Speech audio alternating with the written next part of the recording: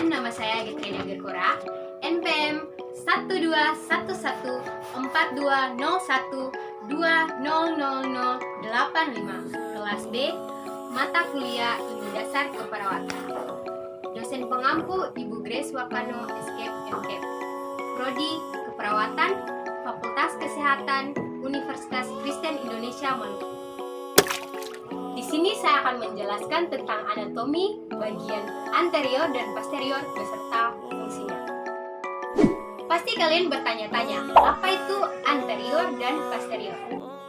Anterior merupakan tubuh bagian depan, sedangkan posterior merupakan tubuh bagian belakang. Nah, sekarang saya akan menjelaskan fungsi bagian anterior dan posterior. Fungsi anterior. Yang pertama, frontal atau dahi, berfungsi untuk melindungi otak. Yang kedua, orbital, berfungsi untuk menahan dan melindungi mata. Yang ketiga, nasal atau hidung, berfungsi untuk menghirup udara, menyaring udara, menghangatkan udara, serta berperan dalam resonansi suara. Yang keempat, bukal atau tulang pipi, berfungsi untuk membantu dan memberikan bentuk pada wajah. Yang kelima, oral atau mulut, berfungsi untuk mencerna makanan, sebagai alat pernapasan, serta sebagai alat berkomunikasi. Yang keenam, cervikal atau tulang belakang leher, berfungsi untuk menampung dan memberikan stabilitas pada kepala yang memungkinkan kepala bergerak di semua bidang gerak. Yang ketujuh, akromial atau tulang belikat, berfungsi untuk membantu pergerakan bahu, menyeimbangkan persendian bahu, mendukung pergerakan dada, dan sebagai penyambung tulang. Yang kedelapan, sternal atau tulang dada, berfungsi untuk menjaga organ dalam dada, merekatkan tulang dengan otot, pembentukan kerangka, dan membantu pernapasan. Yang kesembilan, toraksial atau payudara, berfungsi sebagai tempat reproduksi ASI. Yang kesepuluh, mamaria atau puting susu. Pada wanita, fungsi puting susu untuk menyusui atau laktasi, tetapi pada pria, fungsinya untuk menambah gairah seksual. Yang ke-11, brachial atau lengan, berfungsi untuk melenturkan lengan pada sendi siku. Yang ke-12, antebrachial atau lengan bawah, berfungsi sebagai tempat pelekatan otot lengan. Yang ke-13, karpa atau tulang pergelangan tangan, berfungsi sebagai alat gerak tangan dan penghubung antara tulang jari dan tulang pangkal lengan. Yang ke-14, yaitu pollex atau jempol tangan, berfungsi untuk mencegah pembekukan ke samping yang tidak normal dari masing-masing sendi jari. Yang ke-15, palmar atau telapak tangan, berfungsi sebagai jembatan antara pergelangan tangan dan jari tangan. 16, digital atau jari tangan, berfungsi untuk membentuk struktur dari jemari.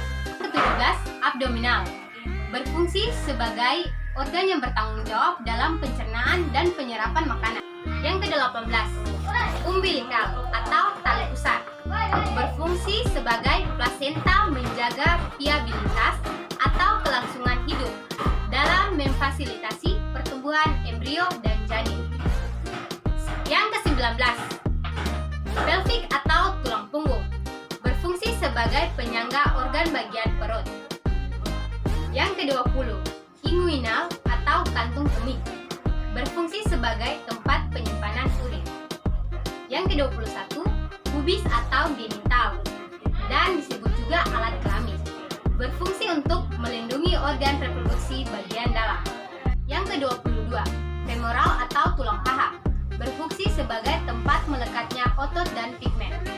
Yang ke-23, patella atau tulang lutut, berfungsi untuk membungkus dan melindungi sendi lutut. Yang ke-24, fibular atau tulang betis, berfungsi untuk menahan beban atau berat tubuh. Yang ke-25, tarsial atau pergelangan kaki, berfungsi untuk memudahkan manusia dalam aktivitas berjalan maupun membantu manusia berdiri secara baik. Yang ke-26, hallux atau tulang jari kaki, berfungsi sebagai alat gerak pasif.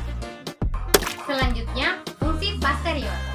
Yang pertama, otik atau daun telinga, berfungsi untuk memusatkan gelombang suara yang masuk ke bagian saluran telinga. Yang kedua, Oksipital atau otak bagian belakang, berfungsi untuk mengendalikan gerakan, menjaga keseimbangan, mengendalikan gerakan halus seperti menulis, membaca, dan melukis. Yang keempat, vertebral atau tulang belakang, berfungsi sebagai penopang tubuh dan melindungi saraf tulang belakang. Yang kelima, scapular atau tulang belikat, berfungsi untuk mendukung pergerakan bahu dan pergerakan dada. Yang keenam, dorsal atau punggung, berfungsi untuk memberikan struktur dan penyokong tubuh. Yang ketujuh, lumbar atau pinggang, berfungsi untuk menopang sebagian besar berat badan dan memungkinkan gerakan lebih fleksibel tapi tidak berputar. Yang kedelapan, saklar, berfungsi untuk membantu dan menopang berat badan pada tubuh.